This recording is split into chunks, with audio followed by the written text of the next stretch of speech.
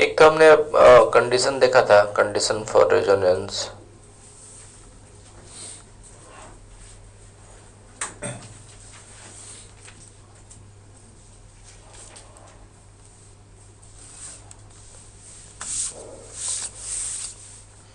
क्या था? Alternate pi bond.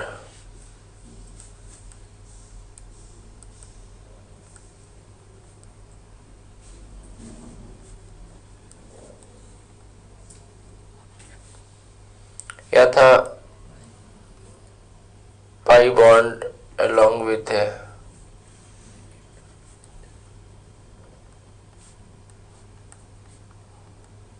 vacant orbital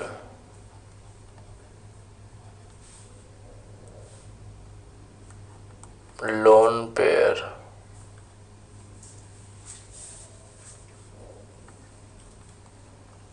unpaired electron, और एक था लोन पेयर एडजेसेंट टू ए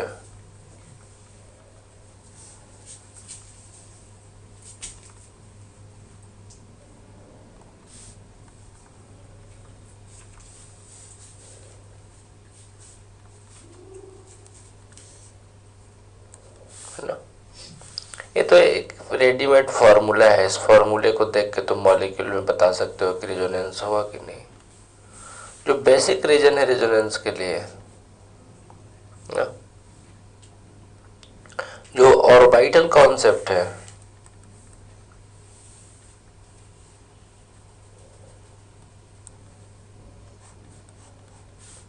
वो है ये orbitals participating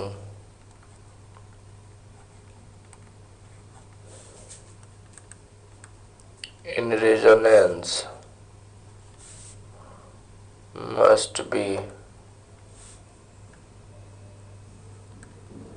adjacent and coplanar। यही अल्टीमेट कंडीशन है। जैसे कुछ इस तरीके से हम कहें, मान लो कि एक डबल बॉन्ड है CH2 डबल बॉन्ड CH, और यहाँ पे है CH डबल बॉन्ड CH2। इस कार्बन का हाइब्रिडाइजेशन sp2 है, इसका भी sp2 है, सब sp2 है। हाइब्रिडाइज्ड ऑर्बिटल सिग्मा बॉन्ड बनाता है, मालूम है ना। अनहाइब्रिडाइज्ड ऑर्बिटल पाई बॉन्ड बनाता है। इसके पास अगर हम ऑर्बिटल पिक्चर और मॉलिक्यूल का ऐसे डायग्राम बनाए, कुछ ऐसे तीन ऑर्बिटल्स sp xy प्लेन में ओरिएंटेड होगा, यानी हाइब्रिडाइजेशन में px और py इन्वॉल्व हुआ होगा। इसका pz ऑर्बिटल अनहाइब्रिडाइज्ड ऑर्बिटल बचा हुआ होगा। इसी तरीके से बगल वाले का भी कुछ ऐसा ही रहा होगा। अदरवाइज ओवरलैपिंग के लिए तुम्हें याद है ना, positive overlap, negative overlap, zero overlap, orbital आमने सामने होना चाहिए। इसका भी pz पाई बॉन्ड बनाया होगा। नेक्स्ट वाला कार्बन का भी sp2 हाइब्रिडाइजेशन है। अब मान लो कि इसका bond pi bond pz pz से बना होता, या तो सिंगल बॉन्ड है ना, सिंगल बॉन्ड फ्री रोटेशन होता है। अगर ये pz pz से बना होता तो फायदा है मॉलिक्यूल को। क्यों? मॉलिक्यूल में रेजोनेंस होगा, और रेजोनेंस से तो स्टेबिलिटी मिलता है ना। अगर ये pz pz है तो ये एडजेसेंट ऑर्बिटल हो गया और प्लेनर भी है, तो ये रेजोनेंस होगा, इधर भी रेजोनेंस होने लग जाएगा। अगर तुम किसी तरीके से इस बॉन्ड को ऐसे करके घुमा दो तो रेजोनेंस बंद हो जाएगा। समझ गए क्या?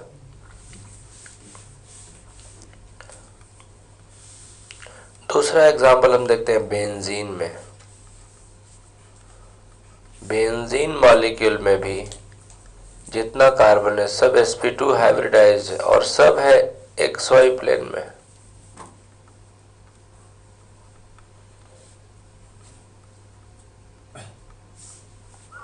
जितना भी पाई बॉन्ड बना है, जैसे ये वाला पाई बॉन्ड है pz ओवरलैप से, ये वाला भी पाई बॉन्ड बना है pz ओवरलैप से, और ये पाई बॉन्ड भी बना है pz ओवरलैप से। सो सब एडजेसेंट है क्या, ये इसके बगल में, इसके बगल में, तो यहाँ पे रेजोनेंस होगा। कहते हैं नंबर ऑफ रेजोनेंस पार्टिसिपेटिंग और resonance participating electrons are called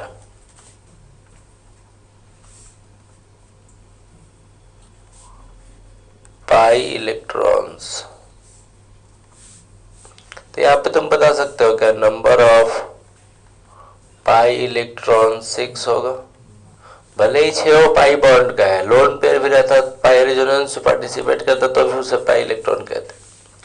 यहाँ पे कितना नंबर ऑफ पाई इलेक्ट्रॉन,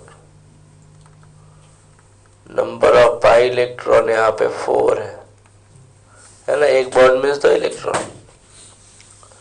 चलो अब तुम बताओ, यहाँ पे C ट्रिपल बॉन्ड CH है, पाई बॉन्ड अल्टरनेट पोजीशन पे तो है, तो वे मालूम है ना कि sp2 हाइब्रिडाइज्ड है और ये भी sp2 हाइब्रिडाइज्ड, और ये वाला sp और ये वाला sp। इसका जो पाई बॉन्ड बना हुआ है, मान लेते हैं कि ये pz से बना हुआ है।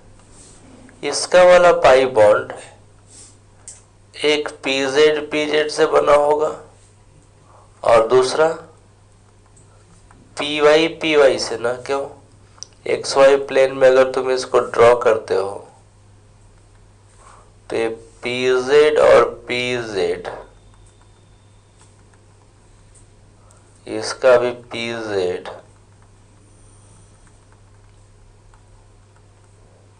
ठीक है। अगला वाला तो लीनियर है, तो अगर एक्सिस के अलोंग डालते हो तो डेफिनेटली इसके हाइब्रिडाइजेशन में कौन कौन इन्वॉल्व हुआ होगा, s एंड px। एक बचा होगा इसका pz वाला अनहाइब्रिडाइज्ड और a pz वाला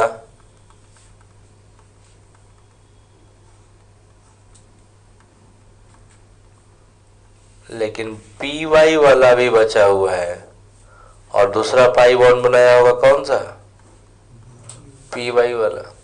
यहाँ पे तुम बता सकते हो क्या, इस पाई बॉन्ड से केवल एक ही पाई बॉन्ड रेजोनेंस में इन्वॉल्व होगा, समझ में आया क्या।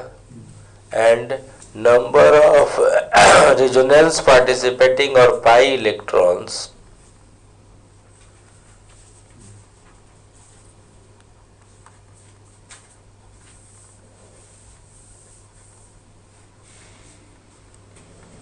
फोर ही है, 6 के 6 इलेक्ट्रॉन रेजोनेंस में इन्वॉल्व नहीं हो रहा है।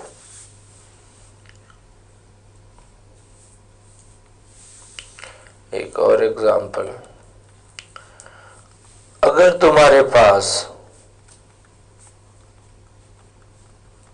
Cl है ना, ए वाला तो तुम्हें मालूम है कि ये जो पाई बॉन्ड है this is nothing but pz। इस क्लोरीन का हाइब्रिडाइजेशन अभी हमें दिखाई पड़ रहा है कुछ sp3। अगर sp3 हाइब्रिडाइजेशन है, वैसे तुम्हें मालूम है कि यहाँ पे जो 3 लोन पेयर है सब टेट्राहेड्रली अरेंज्ड होगा। सिंगल बॉन्ड तो फ्री रोटेशन है, जिधर चाहिए घूम सकता है। अब होगा क्या कि इन तीनों में से कोई एक ही कोप्लेनर हो पाएगा, तीनों में से कोई एक ही कोप्लेनर हुआ तो रेजोनेंस में आया और बाकी दोनों प्लेन से बाहर हो गए होंगे। हम कह सकते हैं कि क्लोरीन पे भले ही 3-3 लोन पेयर है, बट इसका केवल एक ही lone pair, only one lone pair can participate in resonance at a time.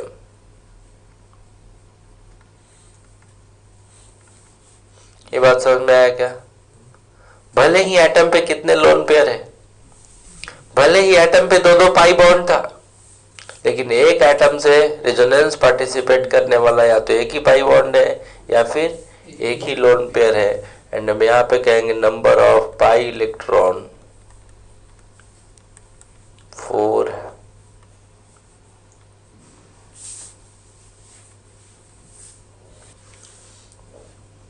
तो ये बात बड़ा इंपॉर्टेंट है। From a given atom,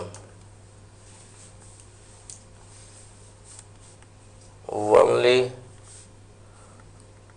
2 electrons या तो पाई बॉन्ड के थ्रू या फिर लोन पेयर के through can participate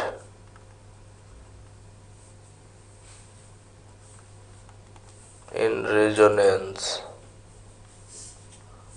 at a time।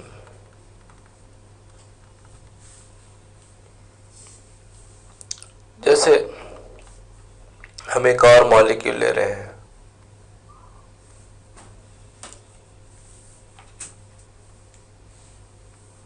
इस ऑक्सीजन के पास 2-2 लोन पेयर है कि नहीं? ये 2-2 लोन पेयर है, तो इन दोनों में से कोई एक ही प्लेनर हो पाएगा। अभी तो सिंगल बॉन्ड है, सिंगल बॉन्ड ऐसे घूम जाएगा, लोन पेयर घूम जाएगा। तो कोई एक ही लोन पेयर रेजोनेंस में पार्टिसिपेट करेगा। तो यहाँ पे हम क्या कहेंगे, नंबर ऑफ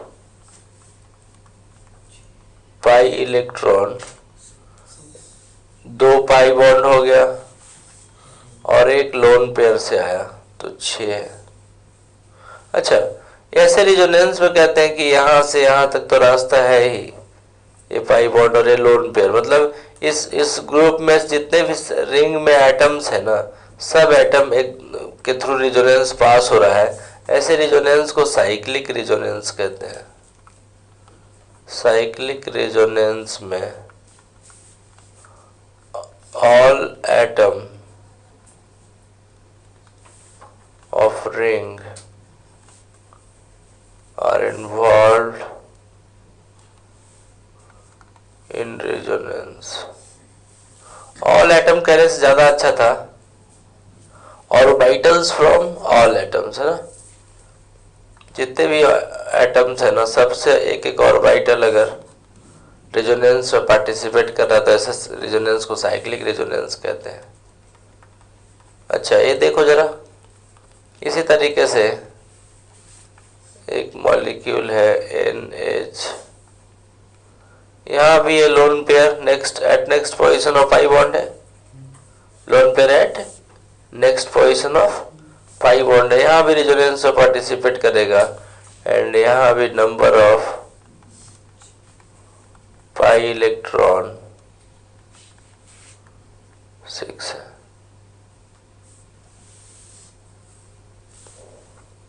लेकिन तुम इसमें धोखा खा सकते हो। अगर ऐसा मॉलिक्यूल, यहाँ भी साइक्लिक रेजोनेंस है क्या? ये नाइट्रोजन है, ये भी, ये सब साइक्लिक रेजोनेंस है। उसके बाद फिर अगर तुम्हारे पास ऐसा मॉलिक्यूल हो जाए,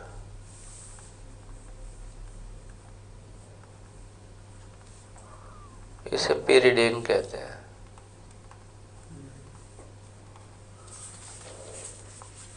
ये देखो, ये पाई बॉन्ड बना होगा किससे किससे? PZ से। ये वाला पाई बॉन्ड भी PZ से, ये वाला पाई बॉन्ड भी PZ से। हमें इस लोन पेयर पे डाउट हो रहा है। वैसे तुम समझ चुके हो कि इस नाइट्रोजन से जब एक पाई बॉन्ड आ ही चुका है तो एक लोन पेयर अब नहीं आएगा। ये जो लोन पेयर है ना, इस नाइट्रोजन का हाइब्रिडाइजेशन तुम समझ सकते हो, दिस इज sp2 हाइब्रिडाइज्ड। और अगर sp2 हाइब्रिडाइज्ड है तो इसके हाइब्रिडाइज्ड ऑर्बिटल सब 120 डिग्री का एंगल बनाएगा, और जो अनहाइब्रिडाइज्ड ऑर्बिटल था वो पाई बॉन्ड बना लिया। तो इधर जो हाइब्रिडाइज्ड ऑर्बिटल है उसी में लोन पेयर होगा, and this lone pair lies in xy plane, है ना। This lone pair is in xy plane. अगर ये xy प्लेन में है और सारे पाई बॉन्ड्स pz है जेड प्लेन में, तो लोन पेयर तो ऐसे भी नॉन प्लेनर हो गया। नॉन प्लेनर हो गया तो कहेंगे this lone pair is not participating in resonance. So again number of pi electron कितना हो गया? नंबर ऑफ पाई इलेक्ट्रॉन 2 4 6 ही हो गया ना। लोन पेयर तो पार्टिसिपेट ही नहीं करेगा। बात समझ गए क्या?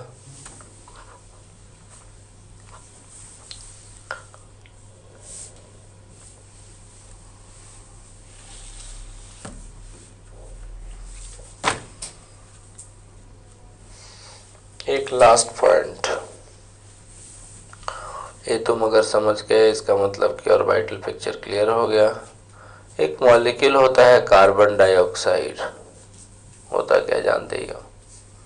कार्बन डाइऑक्साइड में C डबल बॉन्ड O है और C डबल बॉन्ड O है। इस ऑक्सीजन के पास 2 लोन पेयर होता है और इस ऑक्सीजन के पास भी 2 लोन पेयर होता है ना। अब बताओ कि इस कार्बन का हाइब्रिडाइजेशन क्या है? sp2 तो गलत हो गया ना, sp है। इस ऑक्सीजन का sp2 है और इसका भी sp2 है ना, sp2। अब जरा देखो कि इस कार्बन का अगर sp है तो इसके हाइब्रिडाइज्ड ऑर्बिटल दोनों 180 डिग्री एंगल बनाएगा, और हाइब्रिडाइज्ड ऑर्बिटल 2 है, एक है pz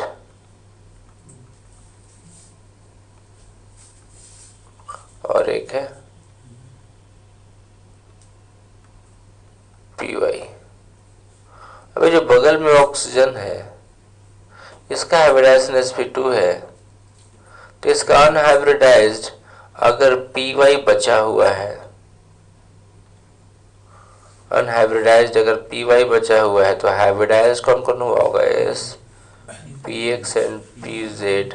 तो xz प्लेन में lone pair perpendicular to the plane नीचे चला गया होगा और परपेंडिकुलर टू द प्लेन ऊपर चला गया होगा, और ये पाई बना होगा। बात समझ में आया? ऐसे ही दूसरा वाला जो ऑक्सीजन है इसमें pz बचना चाहिए अनहाइब्रिडाइज, तभी ये pz क्या करेगा? पाई बॉन्ड बना पाएगा। यानी बचा हुआ जो इसका हाइब्रिडाइजेशन में पार्टिसिपेट हुआ होगा px हुआ होगा और py हुआ होगा, तो डेफिनेटली xy प्लेन में लोन पेयर है। बात समझ में आया क्या? हम एक बार इसका और डायग्राम बना रहा था, कॉम्प्लिकेटेड हो गया। ये कुछ ऐसा है, C double bond O, C double bond O, इसका एक बार लोन पेयर है इसी प्लेन में। बॉन्ड वैसे नहीं दिखाना चाहिए था हमको। और दूसरा जो लोन पेयर है ना, एक बिलो द प्लेन है और एक एबव द प्लेन है। अब यहाँ जो पाई बॉन्ड है दिस इज pz एंड ये वाला है py। अब देखो ये दोनों पाई बॉन्ड है तो बिल्कुल बगल में, लेकिन रेजोनेंस नहीं कर सकते, दोनों परपेंडिकुलर टू द प्लेन है। क्या ये वाला लोन पेयर इस पाई बॉन्ड के साथ रेजोनेंस कर सकता है? कर सकता है। pz है ही, और ये वाला किस प्लेन में है? xz प्लेन में है। पैरेलल तो हो ही गया और एडजेसेंट भी है, एक पाई बॉन्ड एक बॉन्ड छोड़ के है। वैसे ये वाला जो लोन पेयर है xy प्लेन में है और ये वाला py है, तो ये रेजोनेंस तो कर ही सकता है, पी वाई ऐसे ही होगा ना इसी प्लेन में ना, इसके साथ रेजोनेंस में आ सकता है। बात समझ में आया? हमें कह रहे हैं कि रेजोनेंस के लिए ऑर्बिटल एडजेसेंट होना चाहिए और कोप्लेनर होना चाहिए। ये जो लोन पेयर है, ये lone pair X Y plane में है और ये पाई बॉन्ड भी पी वाई है, तो पी वाई मतलब एक्स वाई प्लेन में होगा ना, वाइट एक्सिस के अलॉन्ग होगा तो एक्स वाई प्लेन नहीं होगा क्या, तो इसके साथ रेजोनेंस करेगा। तो हम कहेंगे CO2 में ये वाला लोन पेयर जो है वो इसके साथ रेजोनेंस में रहेगा और ये वाला जो लोन पेयर है वो इस पाई बॉन्ड के साथ रेजोनेंस में रहेगा। तो दो अलग अलग रेजोनेंस हो रहा है यहाँ पे। कैसे? ऐसा रेजोनेंस हो रहा है कुछ, C double bond O double bond O है, ये वाला लोन पेयर इसके साथ रेजोनेंस में है और ये वाला जो लोन पेयर है वो इसके साथ रेजोनेंस में है। मतलब रेजोनेटिंग स्ट्रक्चर कुछ ऐसा रहा होगा, O triple bond C plus minus, minus नहीं ये रहने दो, ये माइनस। बात समझ में आया?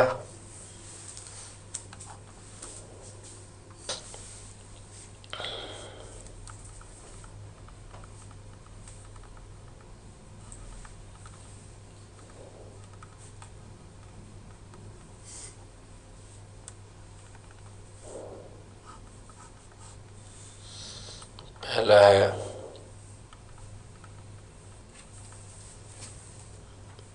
एरोमेटिसिटी, एंटी एरोमेटिसिटी,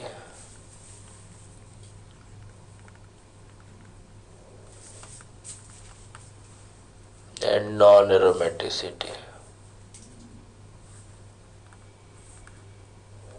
ये तो समझ ही गया होगा ना, नॉन एरोमेटिक एरोमेटिक है और एरोमेटिक का उल्टा है एंटी एरोमेटिक। कहते हैं एरोमेटिक हाईली स्टेबल होता है,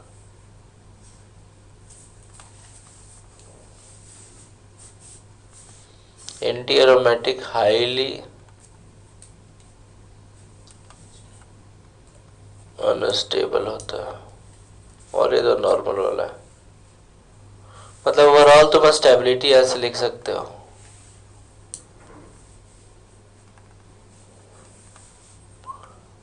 aromatic, non aromatic and anti aromatic.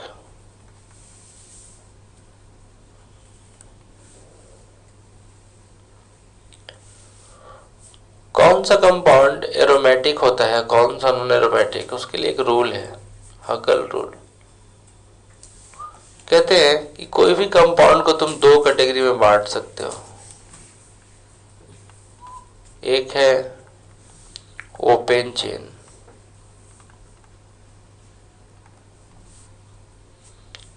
दूसरा है साइक्लिक। साइक्लिक में भी दो कैटेगरी होता है, एक तो है साइक्लिक रेजोनेंस और दूसरा है नॉन साइक्लिक रेजोनेंस। जो नॉन साइक्लिक रेजोनेंस है वो फिर से नॉन एरोमेटिक है, जो ओपन चेन है वो तो है ही नॉन एरोमेटिक। अब साइक्लिक रेजोनेंस में दो कैटेगरी होता है। कहते हैं number of pi electron, number of pi electron अगर ऑड नंबर का दुगना है, ऑड कैसे लिखोगे, 2n+1 इंटू 2 पाई इलेक्ट्रॉन है, इसका मतलब कि 4n+2 पाई इलेक्ट्रॉन है, तो हाईली स्टेबल होता है एरोमेटिक कंपाउंड। और अगर number of pi electron even का दुगना है, इवन कितना होता है, 2n होता है ना, 2n इंटू 2 पाई, अगर ये 4n पाई इलेक्ट्रॉन हो जाए तुम्हें n से कुछ लेना देना नहीं है, इवन और ऑड से लेना देना है। मतलब 1 का दुगना 2, 3 का दुगना 6, 5 का दुगना 10, 7 का दुगना 14। तो 2, 6, 10, 14, 18, 22 ऐसे अगर पाई इलेक्ट्रॉन साइक्लिक रेजोनेंस में होने लग जाए, साइक्लिक मतलब पूरा गोल घूमना है, तब होगा क्या, हाईली स्टेबल एरोमेटिक। और इवन का दुगना 2 का दुगना 4, 8, 12, 16, फिर 20, ये सब हाईली अनस्टेबल होता है, एंटी एरोमेटिक। और ये बताया किसने था, हकल ने बताया था। आगे तुम हकल थ्योरी समझ भी सकते हो, लेकिन वो तुम्हारे सिलेबस से बाहर का है। हकल rule, HUCKL,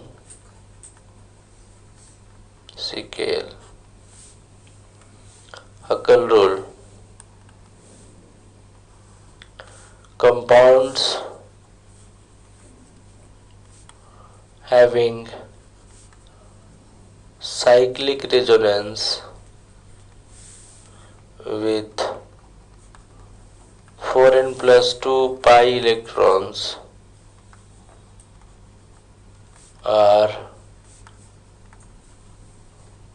highly stable, called aromatic compound।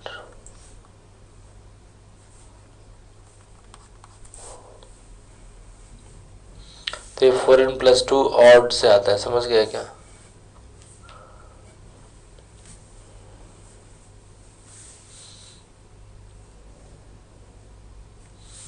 For example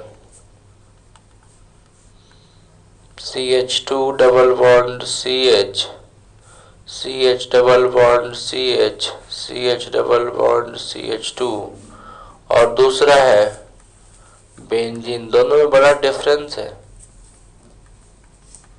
इसमें भी रेजोनेंस हो रहा है, देख रहे हो ना, एक पाई बॉन्ड, दूसरा पाई बॉन्ड, तीसरा पाई बॉन्ड, यहाँ पे भी नंबर ऑफ पाई इलेक्ट्रॉन 6 है, 6 तो ऑड का दुगना है। यहाँ पे भी नंबर ऑफ पाई इलेक्ट्रॉन 6 है, लेकिन ये ओपन चेन रेजोनेंस है। कहते हैं, वैसे कुछ ऐसा कहना ठीक नहीं है, इलेक्ट्रॉन का वेव होता है, तो हम इलेक्ट्रॉन को ऐसे पार्टिकल नेचर से देख भी नहीं सकते। पार्टिकल नेचर देखोगे तो क्या कहोगे, इलेक्ट्रॉन यहाँ से घूमते घूमते यहाँ गया होगा और फिर बैक गियर से पीछे की तरफ आया होगा। ऐसा कहना ठीक नहीं, क्योंकि इलेक्ट्रॉन तो वेव होता है। इसमें ऐसा कुछ नहीं है, इसमें एकदम आगे बढ़ते जाएगा, गोल गोल गोल गोल घूमते जाएगा। यहाँ पर रेजोनेंस बहुत स्टेबल होता है। तो कहते हैं कि ओपन चेन वाला ये तो नॉन एरोमेटिक कंपाउंड है, और यहाँ पे क्या हो रहा है, पूरा रेजोनेंस हो रहा है। पूरा रेजोनेंस होने के चलते साइक्लिक रेजोनेंस है, ये कंपाउंड एरोमेटिक। तुम तो जानते भी हो ना कि बेंजीन एरोमेटिक होता है।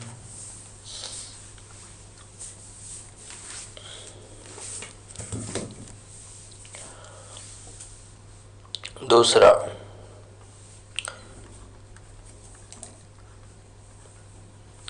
इस कंपाउंड के बारे में क्या कहोगे,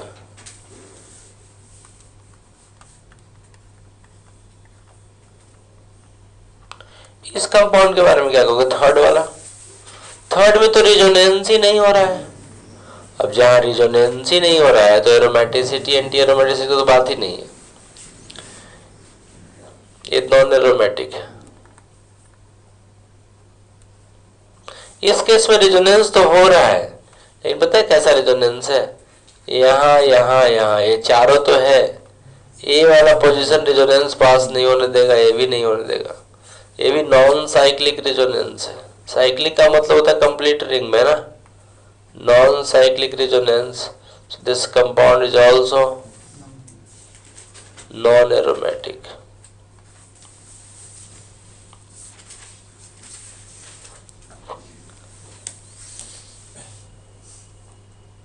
देखो हम इसको एरोमेटिक बनाते हैं। अगर हम इस कंपाउंड में यहाँ पे प्लस डाल दें और यहाँ पे माइनस डाल दें,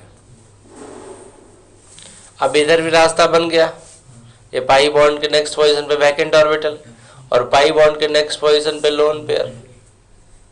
अब तो सबके सब रेजोनेंस में पार्टिसिपेट करने लग गया, तो यहाँ पे नंबर ऑफ पाई इलेक्ट्रॉन कितना होगा, 2 2 4 और एक लोन पेयर यहाँ से 6, और यहाँ पे तो वैकेंट ऑर्बिटल 0, यहाँ पे 6 है। This compound is aromatic.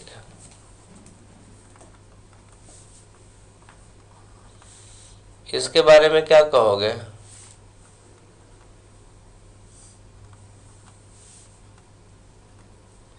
यहाँ भी प्लस और यहाँ भी प्लस, रास्ता तो बन गया। अब ये भी रेजोनेंस में पार्टिसिपेट करेगा, ये भी रेजोनेंस में पार्टिसिपेट करेगा, ये दोनों तो था ही। बात समझ में आया? कितने नंबर ऑफ पाई इलेक्ट्रॉन? ये तो गड़बड़ है, 4 हो गया, और 4 तो इवन नंबर का दुगना होता है। This compound is highly unstable and anti aromatic. अब हमें ऐसा लग रहा है तुम पहचान लो कौन एरोमेटिक होगा कौन एंटी एरोमेटिक होगा।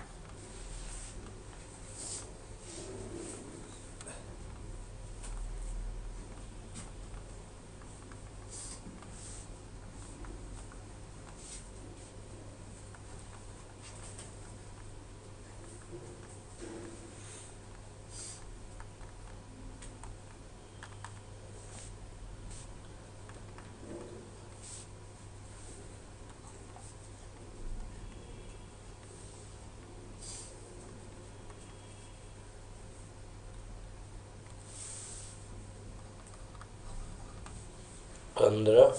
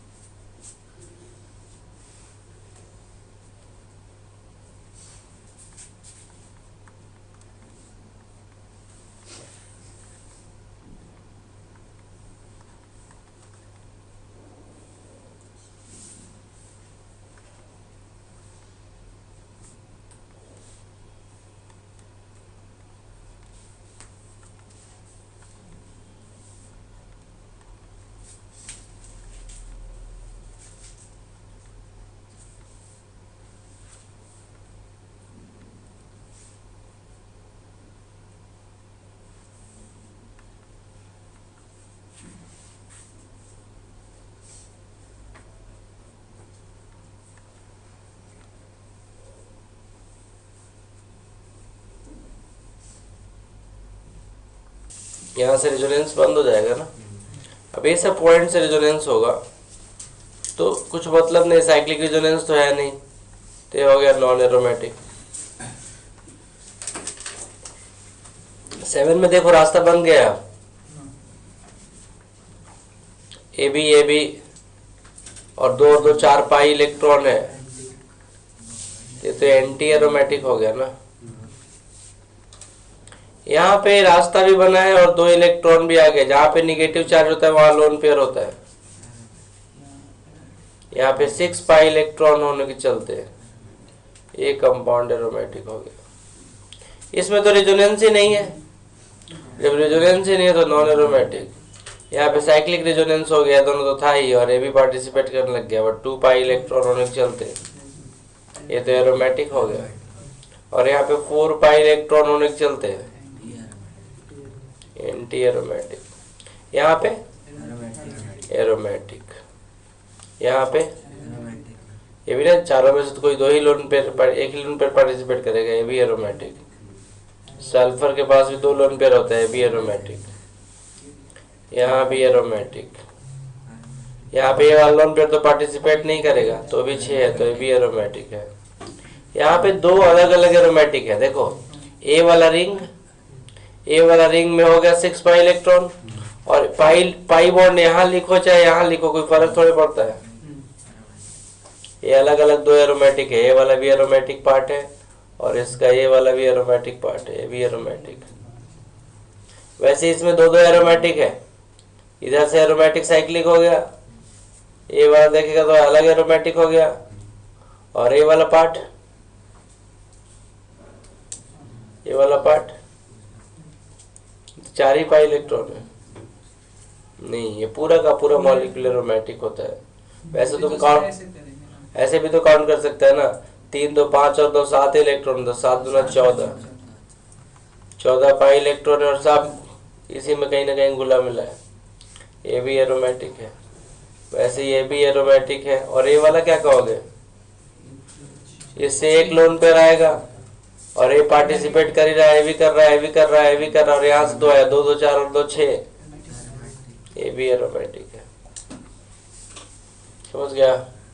18 में जैसे कि डायरेक्टली बस ये काउंट कर लेंगे कि हाँ, कितने पाई इलेक्ट्रॉन है टोटल। चलो आगे बढ़ते हैं। जैसे हम चेन वाले में और इसमें बेंजीन टाइप वाले में फर्क क्या होता है कि एक में साइक्लिक और एक में ओपन चेन है। तो जैसे कि ओपन में आगे बढ़ के वापस आता है, इसमें आगे ही बढ़ जाता है, इसके कारण ज्यादा स्टेबिलिटी बढ़ जाता है। अब देखो कुछ एक्सेप्शन भी है।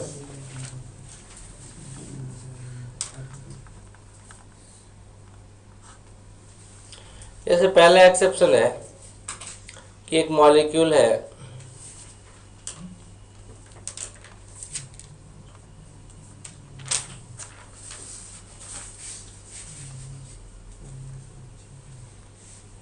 ऐसा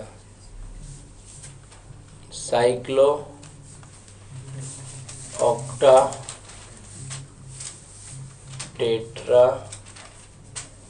इन, इसमें नंबर ऑफ पाई इलेक्ट्रॉन कितना है?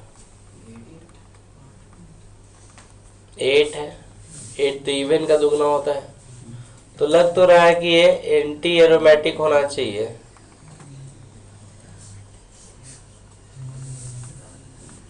लेकिन ये मॉलिक्यूल होता है क्या?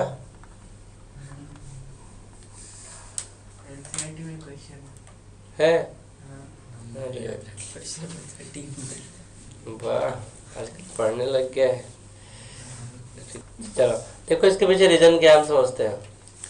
एंटी एरोमेटिक का मतलब क्या होता है? अनस्टेबिलिटी। दूसरा, इस मॉलिक्यूल में हर कार्बन का हाइब्रिडाइजेशन क्या है? sp2। sp2 अगर हाइब्रिडाइजेशन, तो हाइब्रिडाइज्ड एंगल कितना होना चाहिए था? थीटा।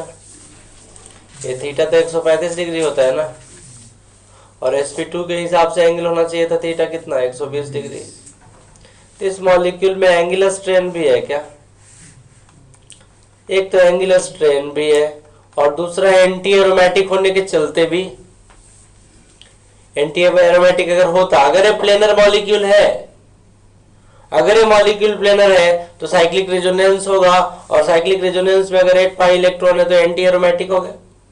एंटी एरोमेटिक तो अनस्टेबल होता है, तो इस मॉलिक्यूल का दो रीजन से अनस्टेबिलिटी हो रहा है, एक तो एंटी एरोमेटिक के चलते भी और दूसरा एंगुलर स्ट्रेन भी। तो ये मॉलिक्यूल प्लेनर फॉर्म में एग्जिस्ट ही नहीं करता है। इस मॉलिक्यूल का जो एक्चुअल स्ट्रक्चर है कुछ ऐसा होता है।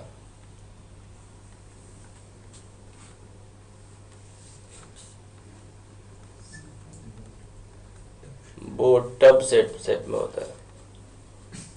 तो टब शेप में आते ही अब ये क्या हो गया, नॉन प्लेनर मॉलिक्यूल हो गया ना। नॉन प्लेनर मॉलिक्यूल होने के चलते इस मॉलिक्यूल के अंदर रेजोनेंस, तो रेजोनेंस रुकने से दो फायदा हो रहा है। एक तो एंगुलर स्ट्रेन, पहले जो प्रॉब्लम हो रहा था अब 120 डिग्री का एंगल मेंटेन कर लिया ऐसे घूमने के चलते, तो ये मॉलिक्यूल रेजोनेंस भी नहीं हो रहा है और इसमें एंगुलर स्ट्रेन भी नहीं है। कुल मिला के दो फायदा हुआ। रेजोनेंस होने से फायदा भी हो सकता है और नुकसान भी हो सकता है। अगर resonance participating electron odd number का दुगना है तब तो फायदा है, इवन नंबर का दुगना है तो नुकसान है।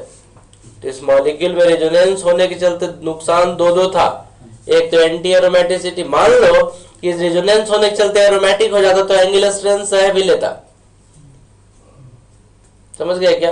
अगर एंगुलर स्ट्रेन भी हो और एंटी एरोमेटिसिटी भी हो रहा हो तो मॉलिक्यूल कुछ इस तरीके से बदल जाता है, नॉन प्लेनर हो जाता है। नॉन प्लेनर होने से रेजोनेंस बंद हो जाता है और रेजोनेंस बंद हो गया तो एंगुलर स्ट्रेन क्या हो गया, कम हो गया। तो दो फायदा है। तो ये मॉलिक्यूल नॉन प्लेनर होने के चलते, अब तो समझ गया होगा जब रेजोनेंस ही नहीं हो रहा है तो क्या हो गया, non aromatic.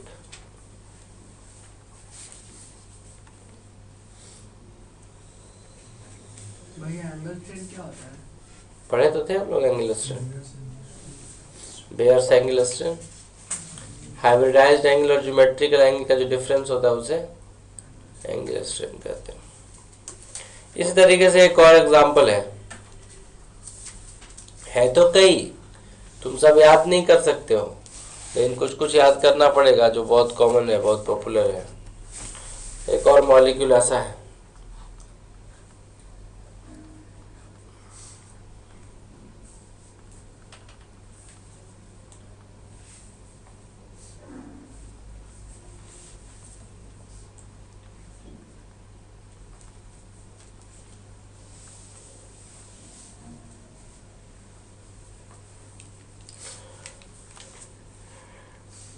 Molecule angular strain तो नहीं है, सब एंगल 120 डिग्री का मेंटेन कर लिया है। लेकिन यहाँ पे एक प्रॉब्लम है, ए वाला जो पार्ट है यहाँ पे ऐसे वाला, ऐसे है ना, इस कार्बन का हाइब्रिडाइजेशन तो sp2 है। sp2 में ऊपर वाला एंगल तो 120 डिग्री हो गया है, तो इसका हाइड्रोजन किधर होना चाहिए, इधर होना चाहिए कि नहीं? ये भी 120 होना चाहिए ना, ये भी 120 और ये भी 120। वैसे ही दूसरा जो नीचे वाला है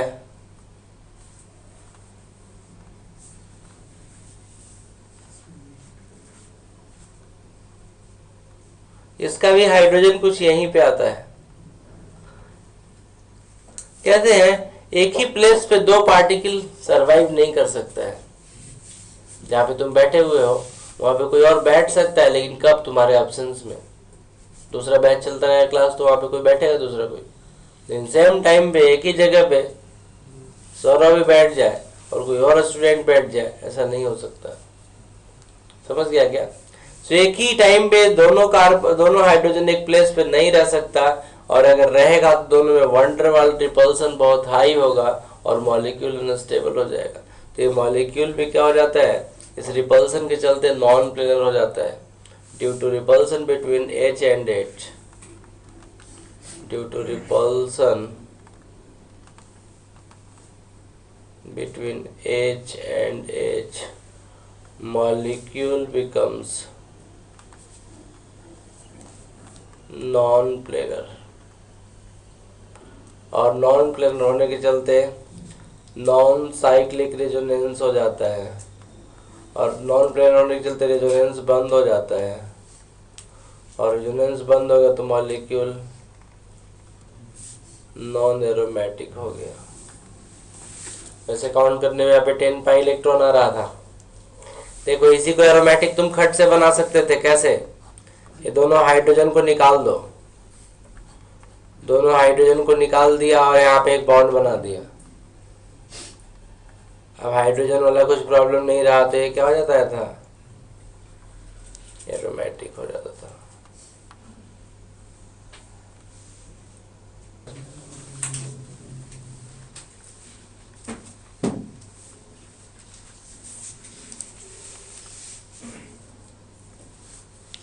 मूवमेंट ऑफ इलेक्ट्रॉन कैसे कैसे होता है मॉलिक्यूल में? कई बार मूवमेंट ऑफ इलेक्ट्रॉन के चलते इलेक्ट्रॉन डेंसिटी बढ़ जाएगा और कई बार इलेक्ट्रॉन डेंसिटी घट जाएगा। एक इफेक्ट होता है मेसोमेरिक इफेक्ट और रेजोनेंस इफेक्ट, दोनों एक ही बात है।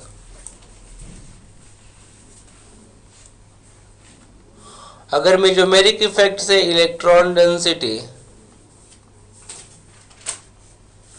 इंक्रीज होता है, ऐसे इफेक्ट को प्लस मेसोमेरिक इफेक्ट कहते हैं। अगर इलेक्ट्रॉन डेंसिटी डिक्रीज होता है, नेगेटिव मेसोमेरिक इफेक्ट कहते हैं। रेजोनेंस में प्लस आर और माइनस आर कहते हैं। समझ गया क्या? देखो इलेक्ट्रॉन का मूवमेंट कैसा होता है। इलेक्ट्रॉन मूवमेंट हमें देखना है। अगर हमारे पास CH2 डबल बॉन्ड CH2 है, कुछ एरो ऐसे दिखाते हैं ना, this direction of arrow is the direction of electron transfer. ये हम जानते हैं क्या? हम तो जानते हैं, तुम्हारे बारे में पूछ रहे हैं। CH2 plus and CH2 minus, जिधर इलेक्ट्रॉन गया उधर निगेटिव और जिधर से इलेक्ट्रॉन गया उधर पॉजिटिव।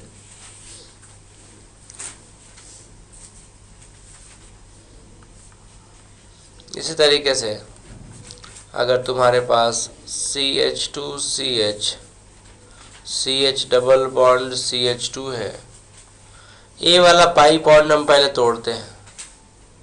ये रिजोनेटिंग स्ट्रक्चर है ना, ये जो 1 और 2 है ना, 1 and 2 are called resonating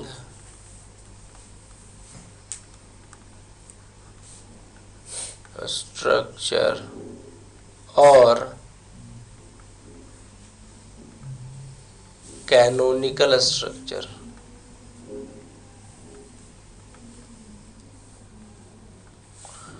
यहाँ पे अगर इस पाई बॉन्ड को तोड़ते हो तुम ऐसे लिखोगे ना, CH2 प्लस CH माइनस।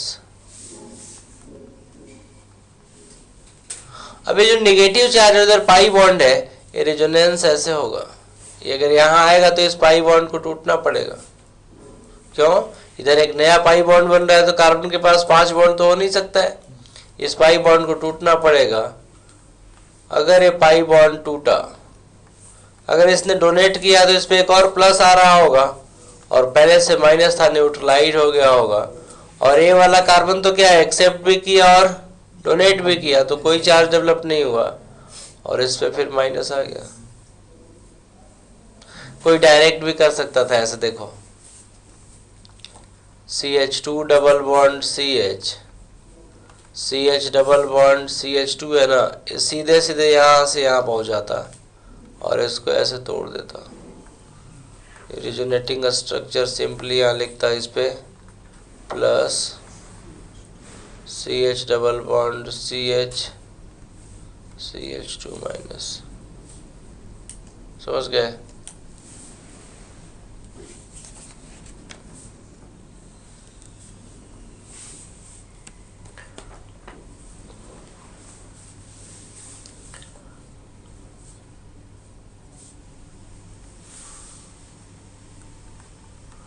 कभी भी इस टाइप का सिचुएशन हो,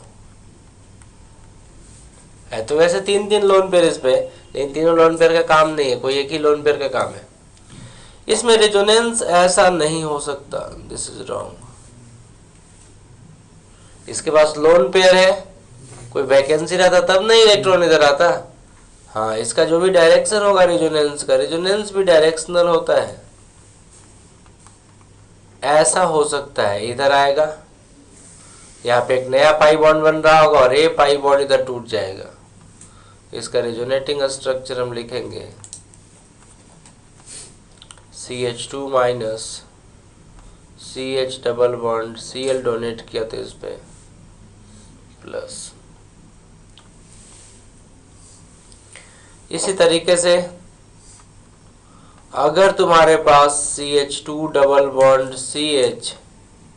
CH प्लस लगा हुआ है, इसका तो वैकेंट ऑर्बिटल है। ये कभी भी रेजोनेंस ऐसा दिखाओगे तो गलत हो जाएगा। क्यों? वैकेंट ऑर्बिटल के पास इलेक्ट्रॉन कहाँ है जो डोनेट करेगा? ये तो एक्सेप्ट करेगा। इसका राइट डायरेक्शन ऐसा होगा,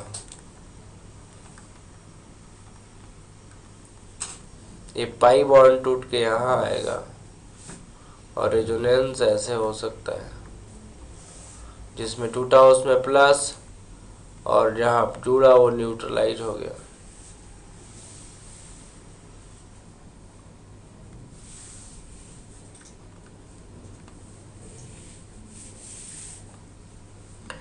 CH2 प्लस है और बगल में लगा हुआ है OCH3। यहाँ पे डायरेक्शन सोच सकते हो क्या? ऐसा डायरेक्शन तो नहीं होगा। क्यों? इसके पास तो वैकेंट ऑर्बिटल है। हाँ, ऐसा होगा।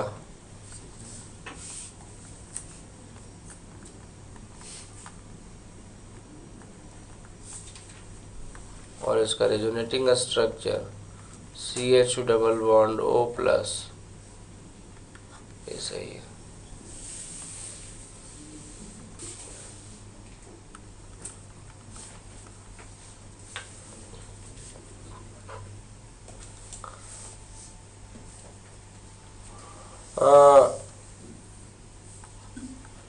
एक बेंजीन रिंग है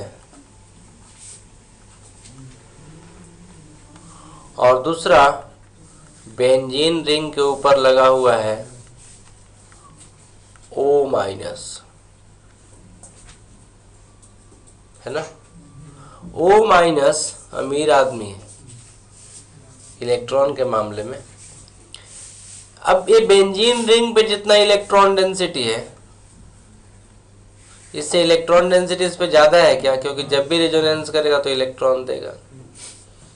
और यहाँ पे अगर इलेक्ट्रॉन आया तो एक नया पाई बॉन्ड बन रहा होगा, डेफिनेटली इस पाई बॉन्ड को टूटना पड़ेगा। एक रेजोनेटिंग स्ट्रक्चर तुम बनाओगे, कुछ ऐसा बनेगा। डबल बॉन्ड ओ दिया तो न्यूट्रलाइज हो गया खुद, और यहाँ पे माइनस हो गया।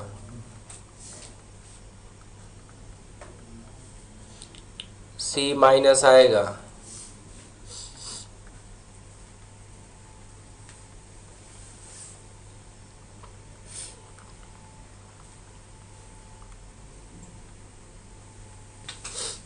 फिर ये माइनस वाला यहां से जंप करके इधर जाएगा।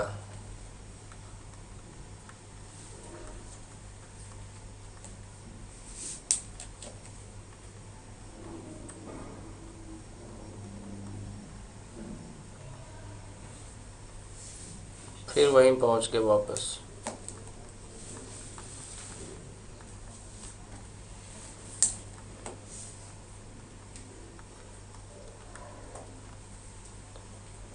समझ गया क्या? तो तुम कहोगे क्या? इलेक्ट्रॉन डेंसिटी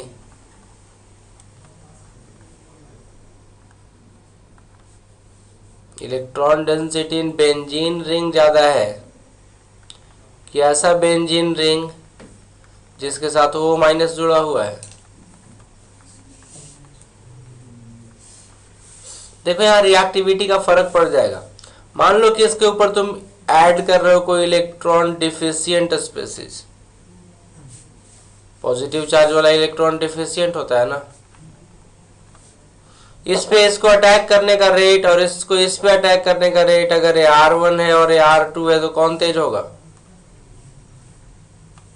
R2 नहीं तेज होगा R1 से। जिसपे इलेक्ट्रॉन डेंसिटी ज्यादा हो तेजी से खींचेगा ना इलेक्ट्रॉन डिफिशिएंट स्पेसिस को।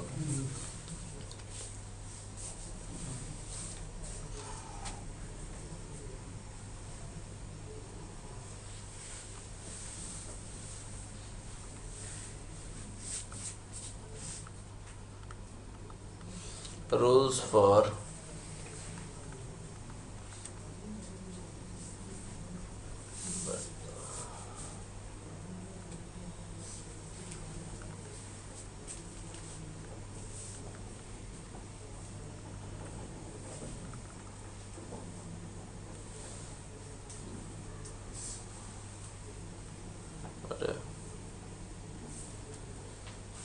एक मिनट रुक जाओ।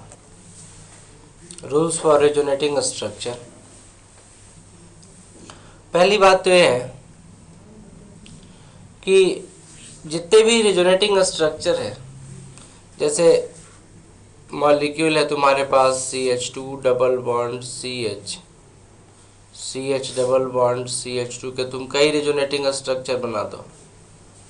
ये बनाते थे ना, प्लस बनाओगे CH minus CH double bond CH2, और भी बनाओगे CH2 plus CH double bond CH2 minus.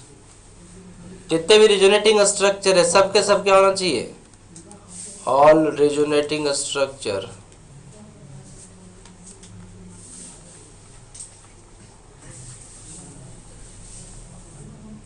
must be or resonating structure must be a proper Lewis structure। Proper Lewis structure का क्या मतलब है?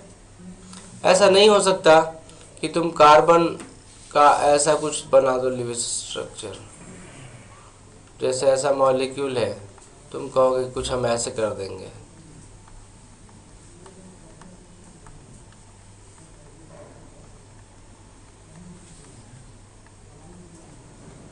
क्या प्रॉब्लम है इसमें?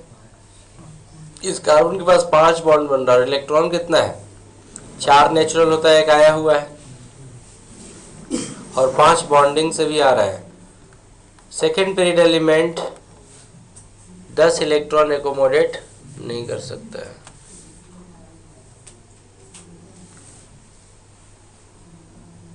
ऐसे ही कहीं n के साथ तुम ऐसे 5 बॉन्ड नहीं बना सकते हो। रूल यही है और क्या, कि second period element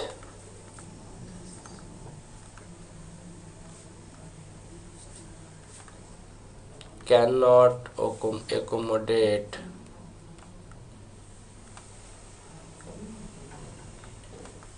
more than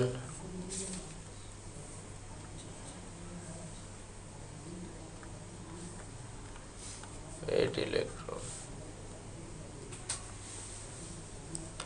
दूसरा रूल है in different resonating structure. Resonance में कहता है कि इलेक्ट्रॉन का मूवमेंट होता है, वो भी लूजली बॉन्डेड इलेक्ट्रॉन का, एटम का मूवमेंट नहीं होना चाहिए, सिग्मा बॉन्ड नहीं बदलना चाहिए। In different resonating structure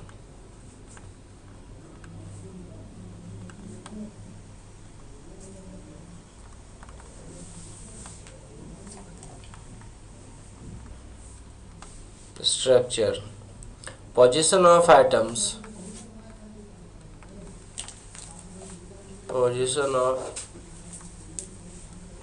atoms and sigma bond must be same. For example, CH3 CH plus CH double bond CH2।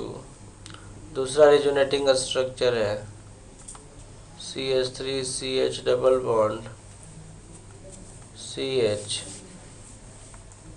CH2 plus, then CH2 double bond CH CH2 CH2 plus, ये तीन है ना, 1 2 and 3। पहला दूसरा resonating structure है क्या? CH3 यहीं के यहीं है, CH भी यहीं है, CH भी है, CH2 है, कोई पोजीशन तो नहीं बदला है, लेकिन इसमें बदल गया। देख रहे हो यहाँ पे CH2 आ गया है।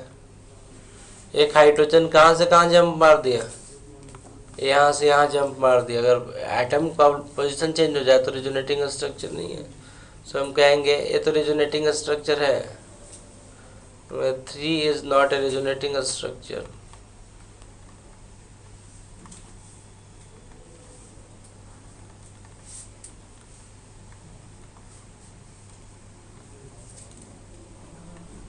ऑफ 1 and 2, ये क्या हो गया?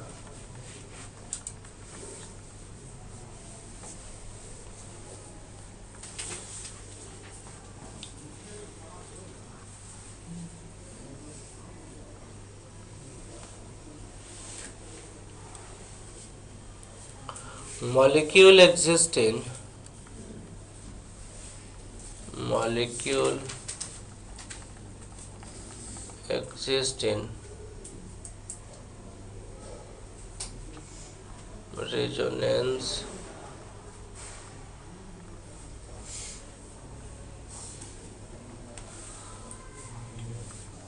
resonance hybrid of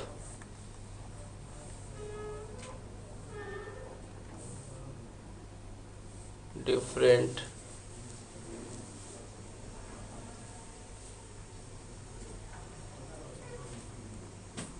resonating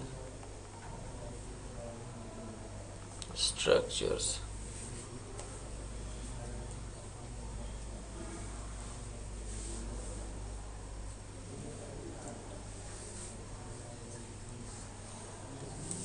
जैसे यही मॉलिक्यूल हम लेते हैं, CH2 डबल बॉन्ड CHCl है ना, इसका रेजोनेटिंग स्ट्रक्चर CH2 ऐसे होगा ना, रेजोनेंस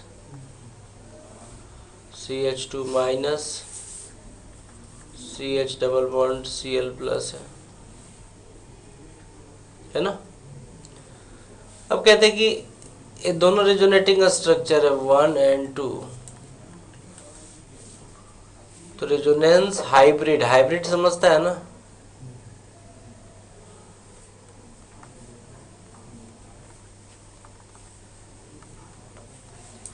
ये सब सिग्मा बॉन्ड वहीं का वहीं है।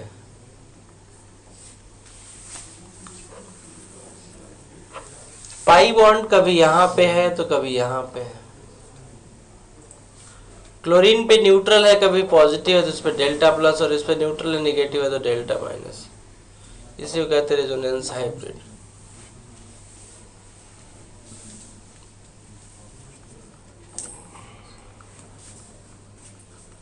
कहते हैं कि resonating structure,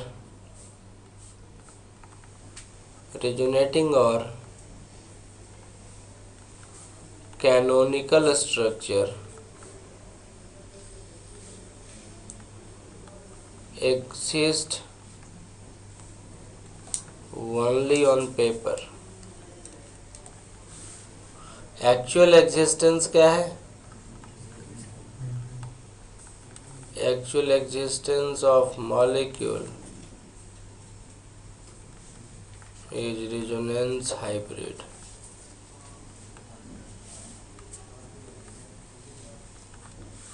for example, benzene ring में 3 सिग्मा बॉन्ड और 3 पाई बॉन्ड है। बेंजीन का दूसरा रेजोनेटिंग स्ट्रक्चर,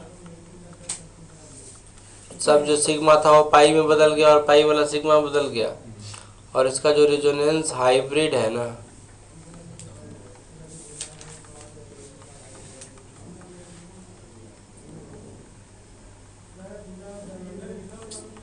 बार बार इसको ऐसे डॉटेड नहीं दिखाते और कह देते हैं कि due to resonance all 6 carbon carbon bonds in benzene are identical.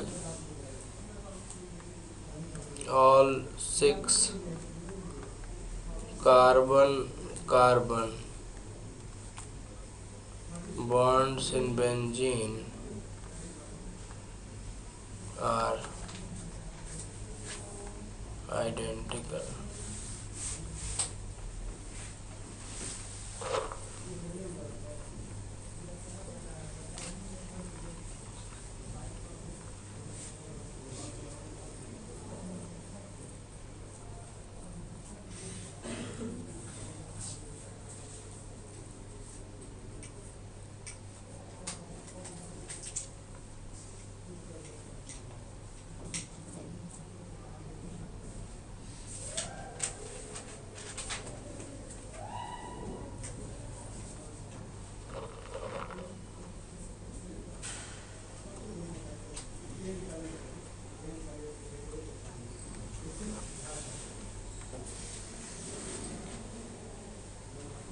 Different resonating structure, fourth point है ना,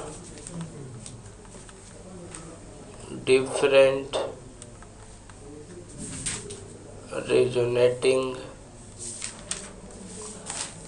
structures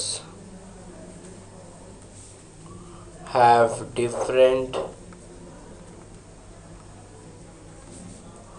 stability and more stable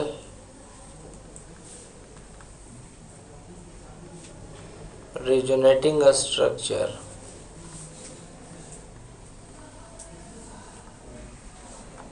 contributes more to the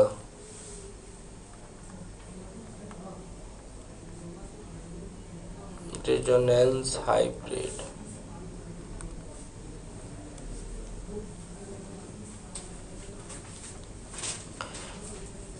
और एक और इम्पोर्टेंट पॉइंट है, resonance hybrid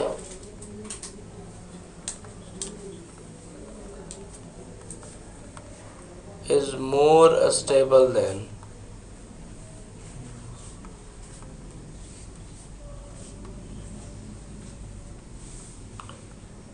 any resonating structure।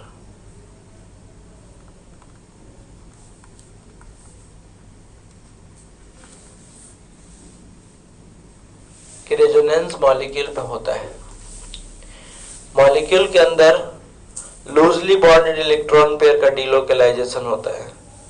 इस delocalisation के चलते molecule stability gain करता है। कई बार स्टेबिलिटी के उल्टा भी होता है, साइक्लिक रेजोनेंस और इवन का दुगना होता है तो एंटी एरोमेटिक हो जाता है ना। अब एक तो हमने पढ़ लिया कंडीशन क्या क्या रेजोनेंस के लिए, कब रेजोनेंस होगा कब नहीं होगा, कौन सा लोन पेयर कौन सा पाई बॉन्ड रेजोनेंस में पार्टिसिपेट करेगा नहीं करेगा। एक ही खाली कॉन्सेप्ट है क्या, कोप्लेनर और एडजेसेंट है कि नहीं ऑर्बिटल। अब हम इलेक्ट्रॉन का मूवमेंट देख रहे थे, इलेक्ट्रॉन इधर से उधर मूव करता है, मूव करते समय एक बात का ख्याल रखना होता है कि वैकेंट ऑर्बिटल की तरफ इलेक्ट्रॉन जाएगा और लोन पेयर इलेक्ट्रॉन को पुश करेगा, है ना। अब हम जब भी रिजोनेटिंग स्ट्रक्चर लिखते हैं तो कुछ भी रिजोनेटिंग स्ट्रक्चर नहीं लिख सकते, लेविस स्ट्रक्चर होना चाहिए प्रॉपर, ऑक्टेट रूल को एक्सीड नहीं करना चाहिए, 8 से ज्यादा इलेक्ट्रॉन नहीं होना चाहिए किसके में, second period element. Third period not हो सकता है, सल्फर के पास 8 इलेक्ट्रॉन हो सकता है, प्रॉपर लेविस स्ट्रक्चर होना चाहिए। और फिर हमने कहा कि भाई जब भी रिजोनेटिंग स्ट्रक्चर लिखते हो तो तुम्हें सिग्मा बॉन्ड को नहीं बदलना है, न्यूक्लियस के पोजीशन को नहीं बदलना है, क्योंकि न्यूक्लियस मूव ही नहीं करता, न्यूक्लियस मूव करने लग गया तब तो केमिकल रिएक्शन हो गया।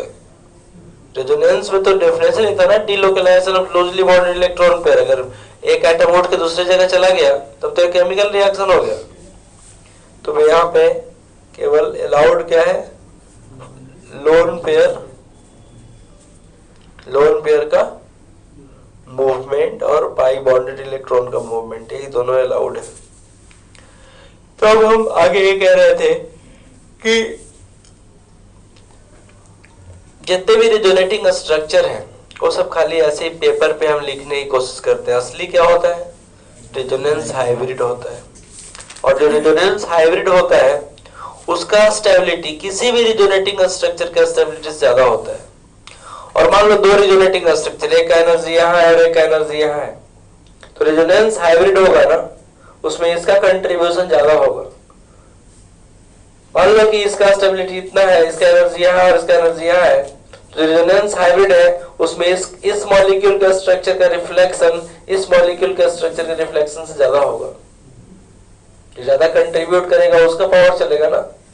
जो पार्टनर्स है, एक लगाए 80% अमाउंट, एक लगाए 20% अमाउंट, तो कंपनी का नाम तो 80% वाला के हिसाब से होगा ना, मेन काउंटर पे वही बैठेगा। 20% वाला बोलेगा बाहर बाहर काम करो, है ना। So more stable resonating structure contributes more to the resonance hybrid, and resonance hybrid का जो स्ट्रक्चर होगा वो किसको ज्यादा रिफ्लेक्ट करेगा, किसके प्रॉपर्टी को ज्यादा रिफ्लेक्ट करेगा? जो मोर स्टेबल रेजोनेटिंग स्ट्रक्चर है। So different resonating structures have different stability. More stable resonating structure contributes more to the resonance hybrid, and resonance hybrid is more stable than any resonating structure. कुछ हम इस तरीके से दिखा सकते हैं यहाँ पे।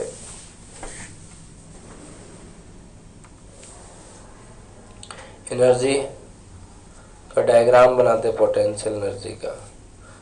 अगर ये एनर्जी का डायग्राम है molecule CH2 double bond CHCl का, तो इससे कहीं ज्यादा एनर्जी होता है CH2 plus Cl plus and CH2 minus का सब।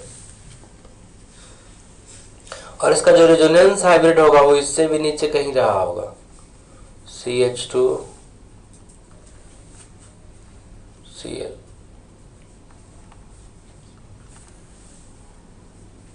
डेल्टा माइनस, है ना, ये एनर्जी सबसे कम है, यही रेजोनेंस हाइब्रिड।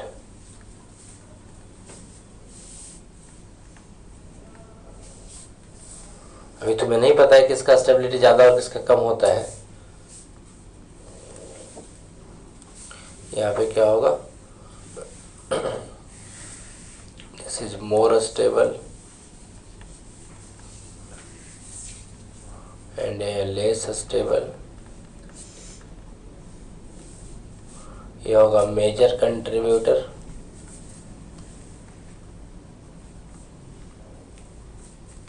और ये होगा माइनर कंट्रीब्यूटर। तो अगर हम कहें कि तुम्हारे पास CH2 CHCl जो है, ये दोनों पाई बॉन्ड ना, यहाँ पे क्या हो गया, पार्शियल डबल बॉन्ड, और यहाँ पे है डबल बॉन्ड भी पार्शियल है। अगर हम कहें कि बॉन्ड ऑर्डर यहाँ पे X और यहाँ पे Y है, तो बॉन्ड ऑर्डर X और Y में किसका ज्यादा होगा? ये ज्यादा डबल बॉन्ड है और ये कम डबल बॉन्ड है। जो मेजर कंट्रीब्यूटर उसमें डबल बॉन्ड यहाँ है और जो माइनर कंट्रीब्यूटर उसमें डबल बॉन्ड यहाँ है, तो हम कहेंगे बॉन्ड ऑर्डर X का ज्यादा है Y से। बात समझ में आया क्या? हम कहेंगे कि C डबल बॉन्ड C और C डबल बॉन्ड Cl में ये बहुत कम होगा और ये बहुत ज्यादा होगा।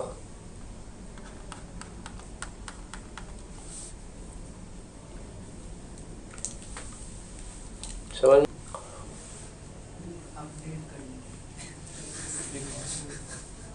factors affecting stability of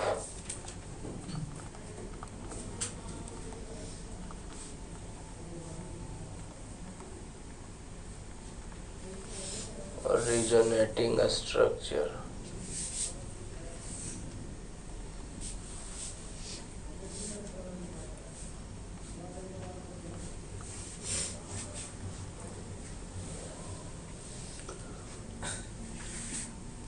पहला है, देखो कोई भी बॉन्ड फॉर्मेशन एक्सोथर्मिक होता है, एक्सोथर्मिक होता है, और bond dissociation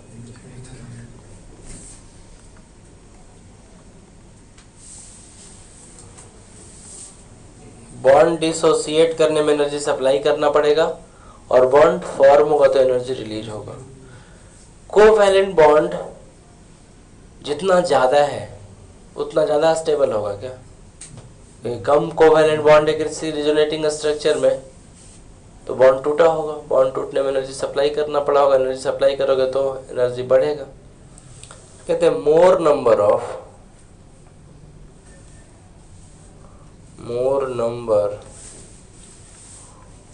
covalent bond, more stability.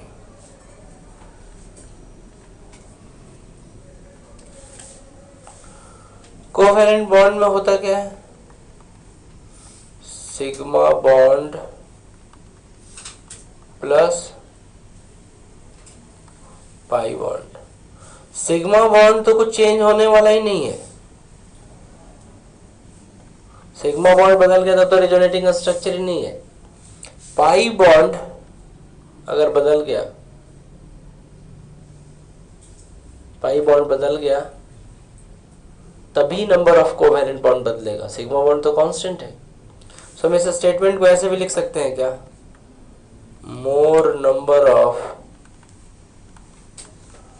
पाई बॉन्ड मोर स्टेबल स्ट्रक्चर। एक और तरीके से भी देखा जा सकता है, अगर तुम्हारे पास CH2 प्लस है, ऑक्सीजन है, CH2 प्लस है, CH minus, CH double bond CH2 है, और दूसरा रेजोनेटिंग स्ट्रक्चर में हमने लिख दिया CH2 double bond CH, CH double bond CH2। कौन ज्यादा स्टेबल है?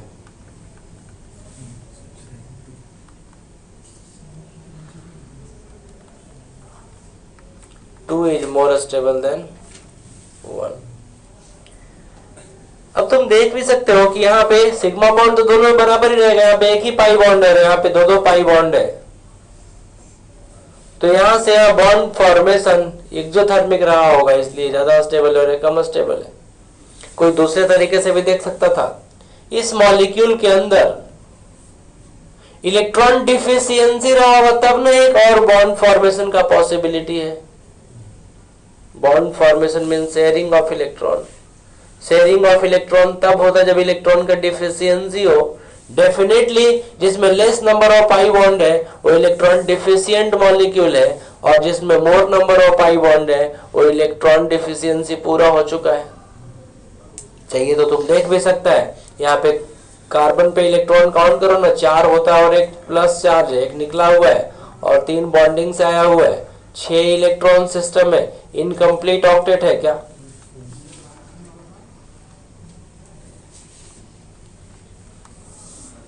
और केमिस्ट्री में सबसे स्ट्रॉन्ग फोर्स जो होता है ऑक्टेट का कंप्लीट और इनकम्प्लीट होना। हम ऐसा भी कह सकते हैं, कंप्लीट ऑक्टेट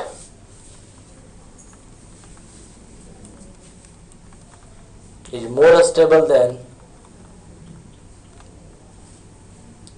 incomplete octet। इसी स्टेटमेंट को कई तरीके से लिखा जाता है। Octet completed structures are more stable than octet incomplete structure. और इसी का एक्सटेंशन है कि तुम ऑक्टेट कंप्लीट और इनकम्प्लीट कहां काउंट करते रहोगे? तुम तो काउंट कर लो कि more number of pi bond, more number of pi bond नहीं, more number of covalent bond more stable structure. And covalent में सिग्मा बॉन्ड तो कांस्टेंट रखना है, तो क्यों फालतू काम कर रहे हो? जैसे यहाँ सिग्मा काउंट करोगे, 2 हाइड्रोजन वाला, एक 3, एक 4, एक 5, एक 6, एक 7 और 2 9, और एक पाई बॉन्ड 10। यहाँ देखोगे तो 2 और एक 3 और एक 4, एक 5 और एक 6 और 2 8, 2 10, 2 12, पता नहीं कितना सारा है ना।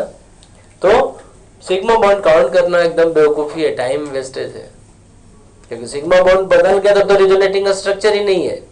तो मैं खाली काउंट करना है क्या, पाई बॉन्ड। तो तीनों एक ही स्टेटमेंट है, ऑक्टेट कंप्लीट और incomplete, number of covalent bond और नंबर ऑफ पाई बॉन्ड, तीनों एक ही बात है।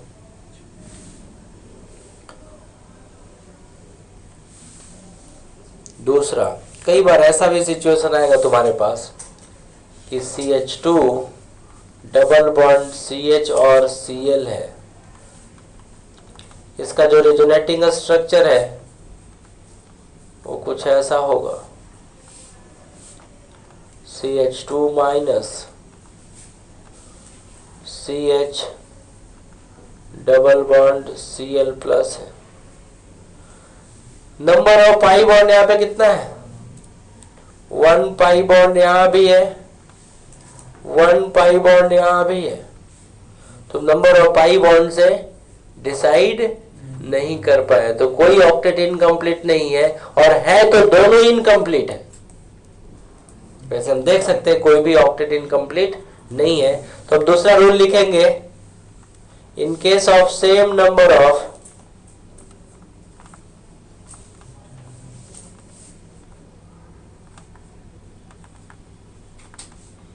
Covalent bond,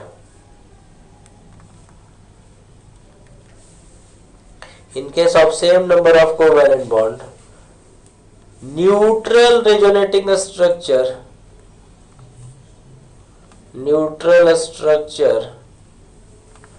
is more stable than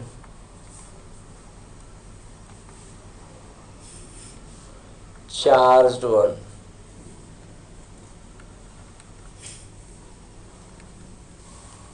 तुम समझ सकते हो क्यों? ये प्लस और माइनस का क्या टेंडेंसी रहा होगा, ये प्लस माइनस मिल के न्यूट्रलाइज हो जाना एक्सोथर्मिक होगा। प्लस माइनस अपोजिट चार्ज के बीच में क्या होता है, अट्रैक्शन। तो उनको अगर तुम दूर करना चाहते हो तो तुम्हें एक्सटर्नल वर्क डन करना पड़ेगा। एक्सटर्नल वर्क डन करोगे तो उसमें एनर्जी सप्लाई करोगे, और एनर्जी उसका बढ़ जाए कि नहीं।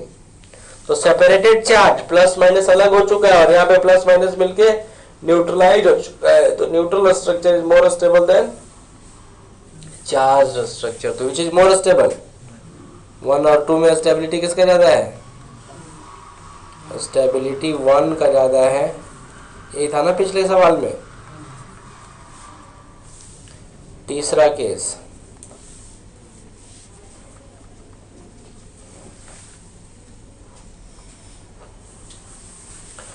तुम्हारे पास है CH2 minus C double bond OH, और दूसरा रिजोनेटिंग स्ट्रक्चर है, ये माइनस वाला इधर आएगा, डबल बॉन्ड इधर चला जाएगा, CH2 double bond C O minus H। दो रिजोनेटिंग स्ट्रक्चर है, 1 और 2 में सेम पाई बॉन्ड है क्या,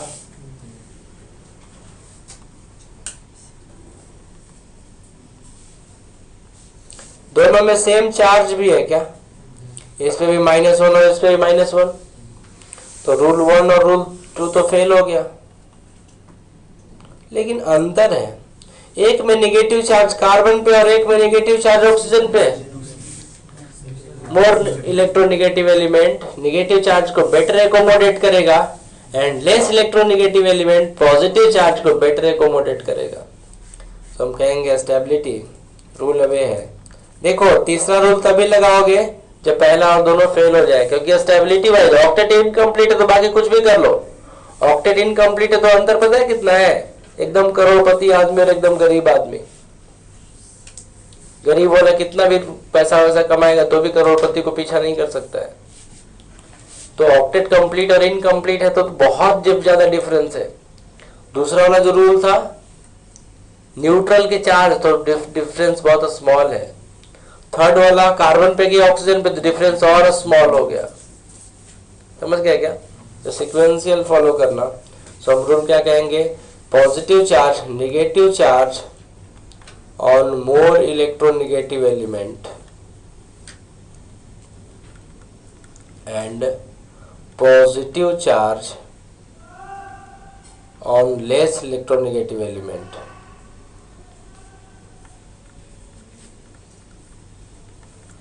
Is more stable. So stability हम यहाँ पे कह सकते हैं कि stability किसका ज़्यादा है, 2 is more stable than 1.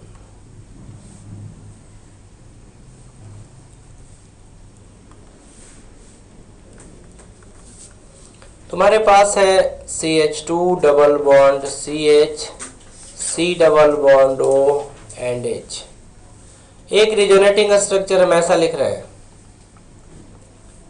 CH2 double bond CH, O minus plus and H. दूसरा रिजोनेटिंग स्ट्रक्चर है पाई बॉन्ड, यहां से इधर शिफ्ट हो गया होगा, CH2 plus CH double bond CO minus and H. 1 2 and 3. Number of pi bond के हिसाब से देखोगे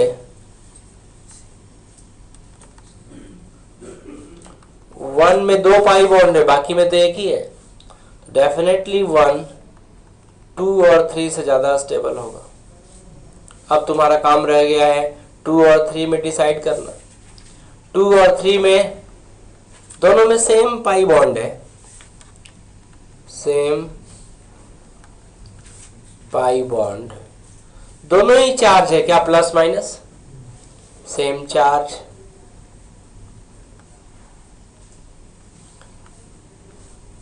अब चार्ज का नेचर देखते हैं. दोनों में ही पॉजिटिव ऑन कार्बन है एंड निगेटिव ऑन दोनों में. तीसरा रूल भी फेल हो गया ना.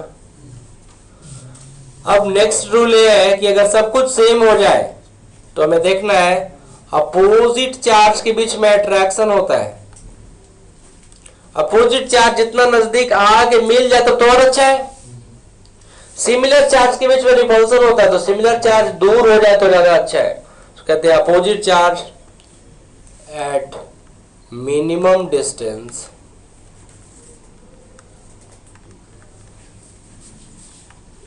and similar charge at maximum distance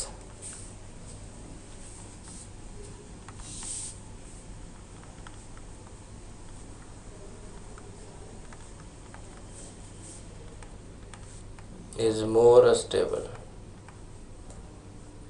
अब बताओ जरा स्टेबिलिटी किसका ज्यादा है, 2 और 3 में 2 is more stable than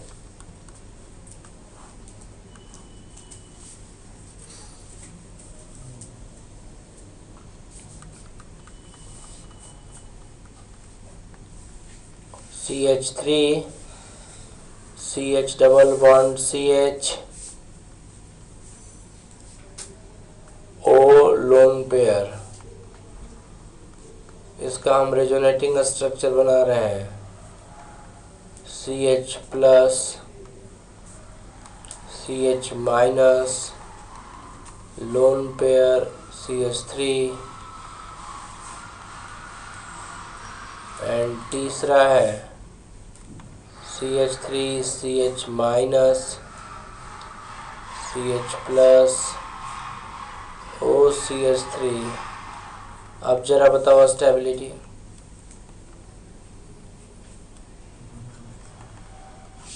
one तो कुछ डाउट ही नहीं है, 2 और 3 में प्रॉब्लम हो गया है. 2 और 3 में प्लस माइनस उतना ही दूरी पे.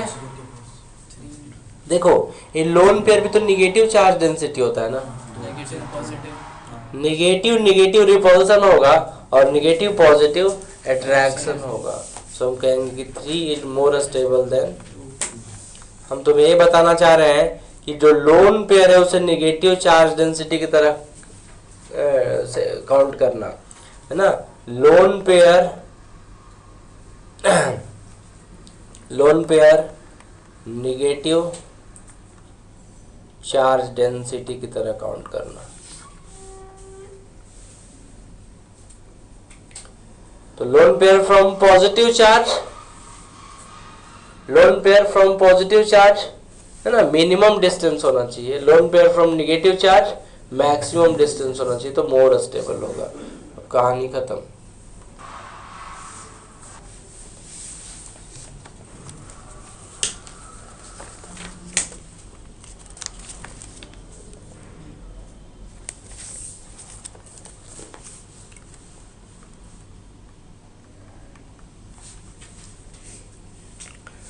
O double bond C double bond O,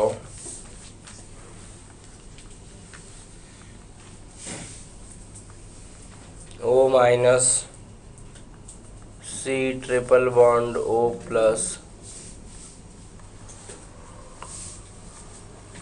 O minus C plus double bond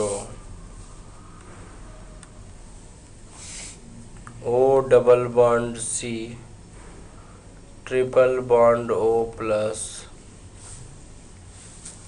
तो मैं अरेंज करना है, arrange in decreasing order of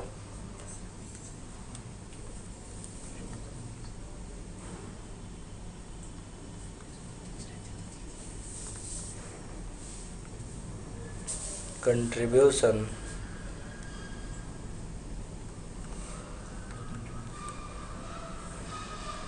to resonance hybrid।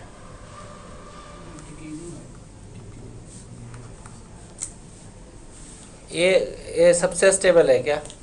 नहीं, होगा ही। ये भी बता दिया, तेरे नहीं बता देना तो मैं ही गलती करता, खट से लिखता इसी को। 1 2 3 4 4 तो ऐसे ही आ गया, 0 कंट्रीब्यूशन। अब बात है 1 2 एंड 3 में। इसमें 2 पाई बॉन्ड है, इसमें 2 पाई बॉन्ड है और इसमें 1 पाई बॉन्ड है, तो 1 और 2 ज़्यादा अमीर है एज कम्पेयर टू 3। और 1 2 में एक न्यूट्रल है और एक चार्ज है। एक गलती से भी करता तो सही हो जाता ना, 1 2 3 4 लिख देता था।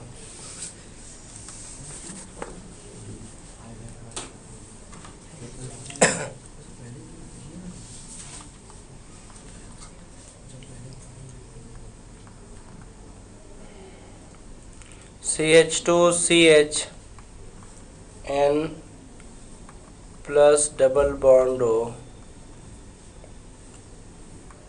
O माइनस, फिर है CH2 plus CH double bond N plus O minus, फिर है CH2 minus CH plus N plus O minus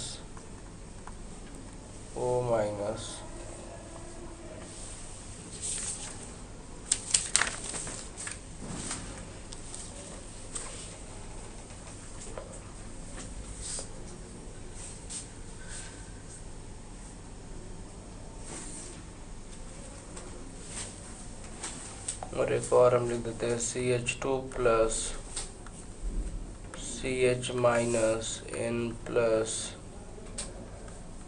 O minus.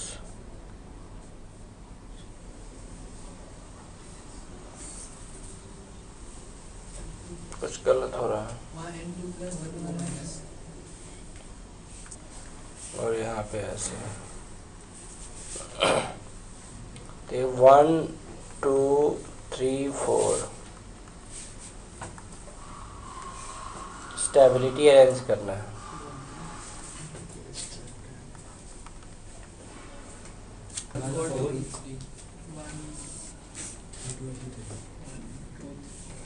Pi bond यहाँ 2 है तो 1 तो सबसे ज़्यादा आगे है। अब 2 3 4 देखना है। अब देखो 2 3 एंड 4 में 2 3 एंड 4 में निगेटिव चार्ज का पोजीशन देखते हो ना, सब 2 पॉजिटिव 2 निगेटिव 2 पॉजिटिव 2 निगेटिव सब में है। इसमें दोनों निगेटिव ऑक्सीजन पे है और बाकी में एक निगेटिव कार्बन पे है, तो क्या हो गया 2 ज़्यादा स्टेबल है किससे 3 और 3 4 में देख रहे हो प्लस प्लस नज़दीक है और यहाँ प्लस माइनस नज़दीक है। सो 1 2 4 3।